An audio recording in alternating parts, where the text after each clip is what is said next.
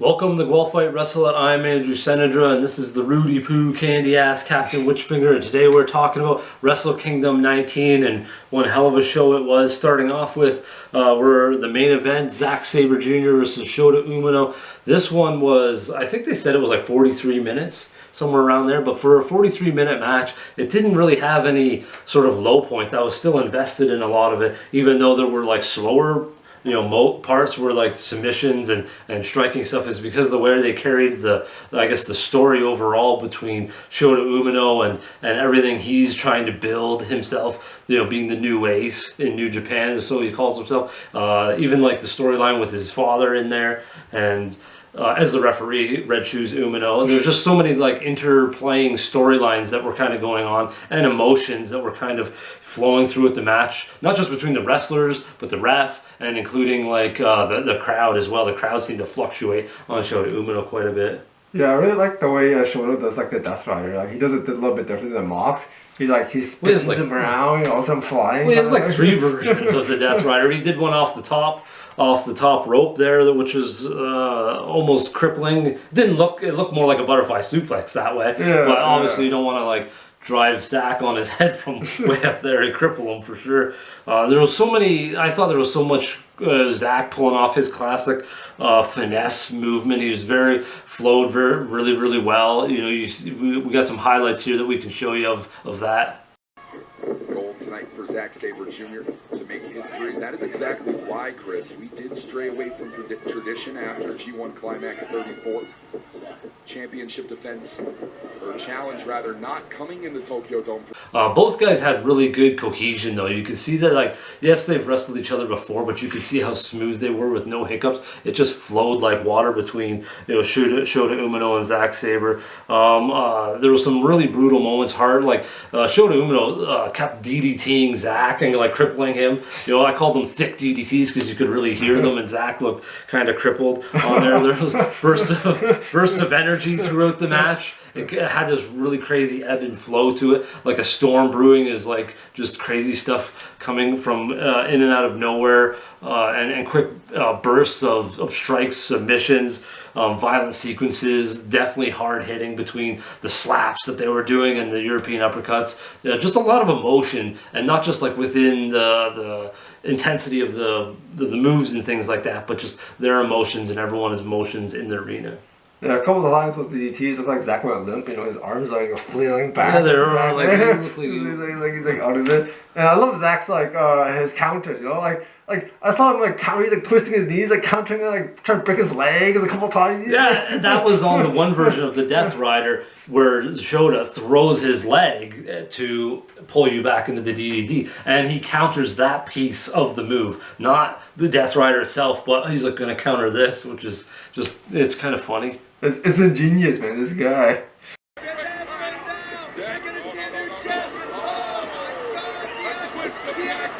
Another funny aspect is like Shota, like he's trying to be like the next ace, trying to be like the king of the good guys. He's going crazy. He's like, I don't got time for this guy. He's like stomping him, and his dad's like trying to pull him off. And he's like pushes his dad, continues stomping him. Yeah, it's kind of funny. He's like descending into his madness. That's what I was wondering about, like the turn or whatever is happening. That's what I mean by like the emotions and the storyline that you could be invested in this match, and the gradual descent into madness, kind of like The Shining and Jack Nicholson's character, right? You see that, and it kind of happens in this match. So that's kind of interesting the way it kind of folded out, and that's what kind of kept I think the viewer, or at least us, invested in this 40+ minute match. So pretty impressive stuff in my opinion. Yeah, it's good to see Zack getting that combo at the end, like that style power driver into the Sabre driver, just to finish him off. That was a really good ending, I thought. Really put a stamp on the match to close it out for Zack.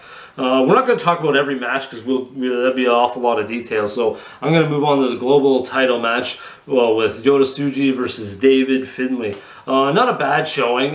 Finlay kind of did his prototypical blueprint of like big power moves here and there. Like he had these 3 dominators that were pretty heavy duty, but he kind of has these paces that are broken up. That's just kind of weird. It's just a lot of stuff, and then he breaks off and slowly does stuff to regain his energy. But I felt like Yota Tsuji really carried the match with a lot of different things. You know, a curb stomp, Marlow crash, Mount Tsuji, the flying body sausage. Lots of different things that he's able to do. I really liked his showing off a bit of his flying ability with the Fosbury flop. Finley move in, he tried to do exactly what he did on that Tope Suicide. I just thought it was funny that how like Finley, you know, like after he does like a big power move, like you mentioned, where like I see that one time he did like a power bomb, and he like kind of collapsed, like he had no more energy, just like oh, and then like after that he like lays down for like 10 seconds, you know, just catching his breath, and does it was more than 10 seconds. It was like a minute. And then he's like on the ropes, you know, catching more breath, and then, you know, does the Dominator again. He's like dead exhausted. I'm like, yeah, man, this guy need to work on his endurance. Well, I just feel like it kind of it hurts the pace of the match. Like, because it goes like fast and then abruptly stops, and then, you know, fast and abruptly, well, at least like not even fast, it's just a power move where the sequences don't kind of keep going. Zack and Shota showed a whole bunch of different stuff. It was counters and counters, submission, strikes, and moving back and forth. His is just like, oh, 1-2 moves, oh, I'm dead. But it's like, you know, it doesn't turn into pinning. Oh, I'm going to pick him up, I'm going to do something else when he kicks out. It's just he lays there and dies himself. So you're like, well, that doesn't help. Now we're moving on to Doki versus El Desperado for the IWGP Junior Heavyweight title. This was good while it lasted. Yeah. You know, fast, athletic beginning between both guys. Very, you know, smooth handling stuff. But unfortunately, like, it kind of went nasty there with Doki coming off the top turnbuckle onto the outside, and it looked like he probably dislocated his elbow from the looks of it. Yeah, I was really disappointed in that match. Like, I mean, I really enjoyed it, but then just disappointed at the ending. Like, it kind of ended just really abruptly, kind of thing. And I think El Desperado took a nasty spill as well with his legs just like smashing on the steel cage. Yeah, who knows how he was feeling after that? After landing his back of his knees on the railing there. Up the count. Despe taking it through. Now we're moving on to Konosuke Takeshita, the international champion versus Shingo Takagi, the Never Openweight Championship. Both were on the line. The winner takes all, and then moves on to Wrestle Dynasty to face Tomohiro Ishii, which, you know, would kind of suck after the violent match they had. Very tough match between the two of these guys. Highly anticipated for me. I really like both guys, especially Takeshita. Started off with a bang. These guys are slugging it out. Some power suplex sequences between both guys.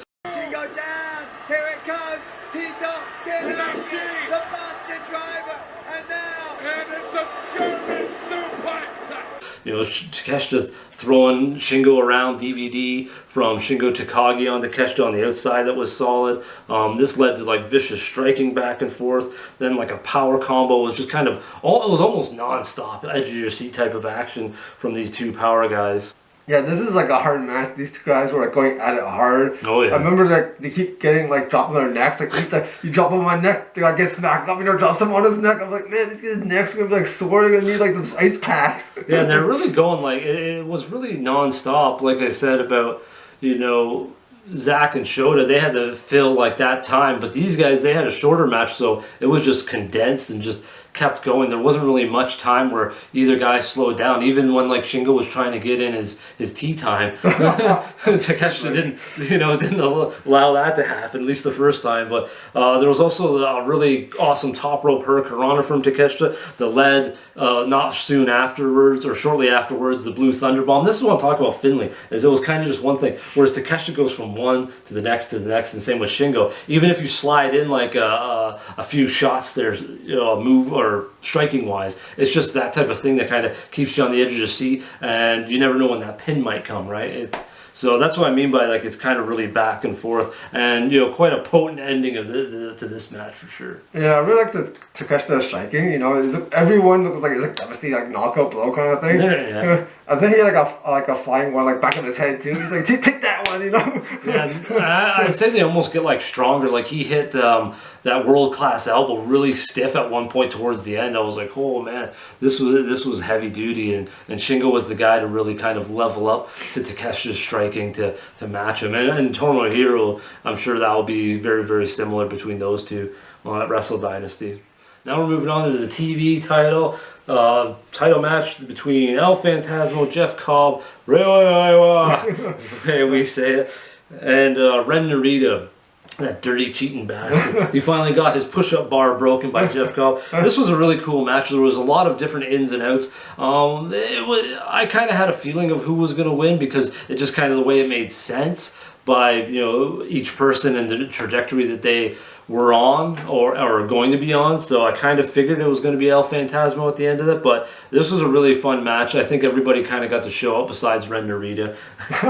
He was kind of getting beat up and just cheating here and there. But I thought Cobb had a really good performance. Somehow this big heavyweight leaps over the top rope without even touching it. Not just grabbing it and rolling over like tumbleweed like Keith Lee would just kind of fall and splatter everybody below. But Cobb does a nice aerial jump.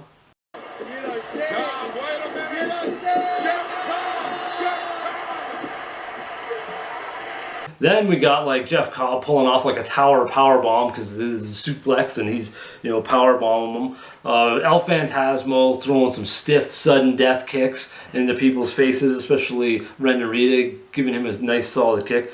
Ultimately, ELP pulls off the flying finish, nice pin into a quick finish towards the end of the match.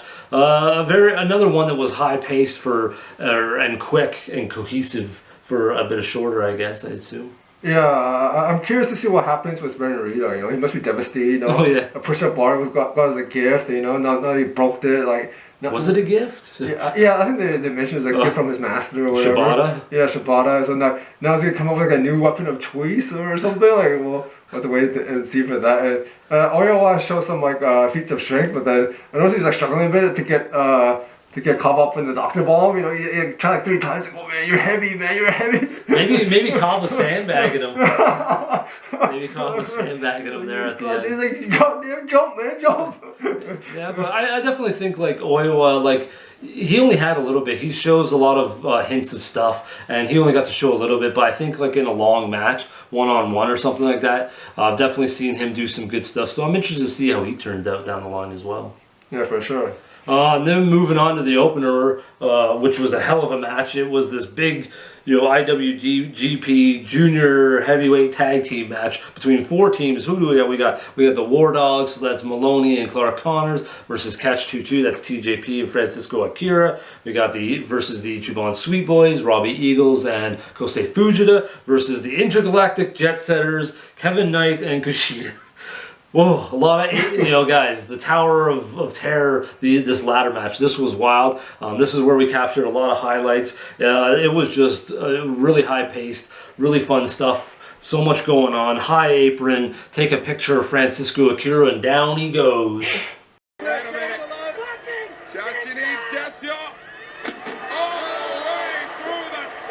And shortly thereafter, Kevin Knight, not even a teammate of Robbie Eagles, sets up Robbie Eagles to do a 450 onto, I believe it was Clark Connors, was it? He kind of hurt himself, almost looked like he, took himself out on the ladder. That was a vicious spot. Oh, perfect timing, Eagles! 4.5 from Eagles. Then we get an immediate, shoe leap from Kevin Knight, leaping up in the air. The amount of height this guy can get is ridiculous. Gets like 6 feet up in the air. Then we get his flailing, ladder splash onto Drillin' Maloney. Sort of awkward, the thing that he, basically almost sacked himself on the way down, or on the mat when he hit. So, a lot of cool stuff going on in this match. Dangerous too, though. Yeah, that's funny. I think Kushida and Knight, they kept like doing like dumb moves where like they kept attacking the ladder with their body when they could just push it over instead of like ramming the body into the ladder to knock it over. Yeah, they did it twice. It's like, oh, why are you using your body? Just push the ladder over. Yeah, and Kushida, again, the gorilla cut outside and completely missing the table. We're just like, man, that guy got killed. Drillin' Maloney just runs to do it, except all he does is like drive his ass in the ground. You can see him afterwards walking away, and he's like rubbing his ass. He's like, oh, jeez, I Charlie horse my cheeks. And then Robbie Eagles, man, he got like squished, through the table, going through the ladders. And then you just hear him screaming. He's like, ah, I'm dying. Oh yeah, crying out in pain, that one. Oh no, TJ, don't do it, don't do it.